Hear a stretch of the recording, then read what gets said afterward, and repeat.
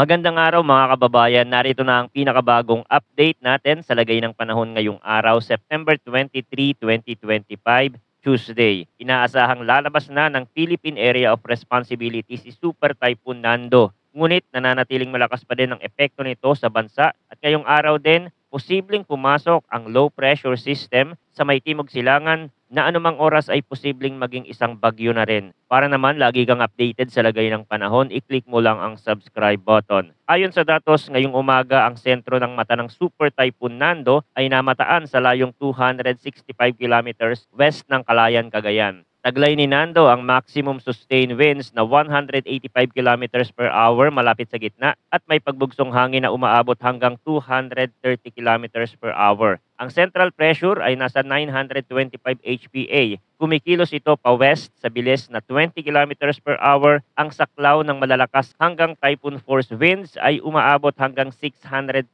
kilometers mula sa sentro. Dahil dito, nakataas pa din ang signal number 3 sa Ilocos Norte, northwestern portion ng Apayao at northwestern portion ng mainland Cagayan. Kasama na ang western portion ng Babuyan Island. Dito inaasahan ng storm force winds na nasa 89 hanggang 117 kilometers per hour. May lead time itong 18 hours at magdadala ng moderate hanggang significant threat sa buhay at ari-arian. Signal number 2 naman sa Batanes, nalalabing bahagi ng Babuyan Island, northern at central portion ng Cagayan, nalalabing bahagi ng Apayao, Abra, Kalinga, western portion ng Mountain Province, northern portion ng Benguet, Ilocos Sur, at northern portion ng La Union. Ang gale force winds dito ay nasa 62 hanggang 88 kilometers per hour. May lead time na 24 hours at posibleng magdulot ng minor hanggang moderate na banta. Signal number 1, kabilang naman dito ang nalalabing bahagi ng Cagayan, Isabela, Quirino, Nueva Vizcaya, northern at central portion ng Aurora, nalalabing bahagi ng Mountain Province, Ifugao, nalalabing bahagi ng Benguet, nalalabing bahagi ng La Union, Pangasinan, northern portion ng Zambales at northern at central portion ng Tarlac at Nueva Ecija. Ang lead time nito ay 36 hours at magdadala ng winds na 39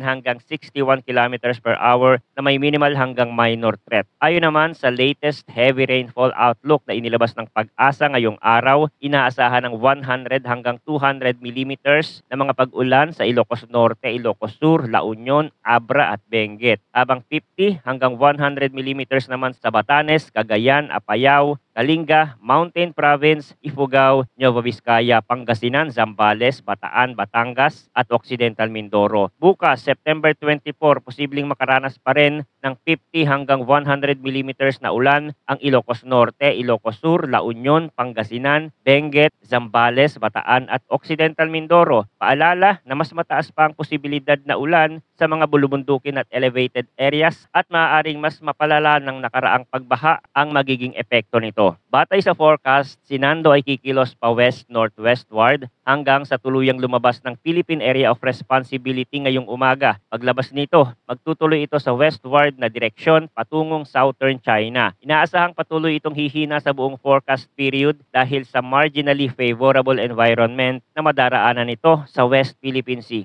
Bukod kay Nando, may isang low pressure area na kasalukuyang nasa labas pa ng Philippine Area of Responsibility. Mataas na ang chance na ito ay maging isang tropical depression at inaasahang papasok sa loob ng PAR ngayong araw. Posible rin itong lumakas bilang isang ganap na bagyo sa mga susunod na oras at kapag nangyari yon, tatawagin itong bagyong Opong. Ayon sa International Weather Model, kikilos ang sistemang ito pahilagang kanluran at posibleng tumama sa Visayas at Southern Luzon area. Gayunpaman, iba-iba pa ang ipinapakitang senaryo ng mga models. Sa European model, ipinapakita na maaaring dumaan ang sistema sa Central Luzon bago baybayin ng West Philippine Sea at tumungo patungong Vietnam. Ibig sabihin, hindi pa tiyak ang magiging track ng bagong sistemang ito at maaaring magbago pa anumang oras. Kaya't mahalaga na manatili tayong alerto at updated sa lahat ng susunod na advisories. Mga kababayan, kahit palabas na ng bansa si Super Typhoon Nando, malakas pa rin ang dala nitong hangin at ulan. Huwag magpakampante, lalo na sa mga lugar na nasa ilalim ng wind signals at sa mga lugar na madalas bahain o magkaroon ng landslide. Kasabay nito, bantayan din natin ang paparating na bagong sistema na posibleng magdala ulit ng masamang panahon sa malaking bahagi ng bansa. Manatili pong nakatutok dito sa ating channel para sa pinakabagong update. Maraming salamat sa walang sawang suporta at palaging mag-ingat.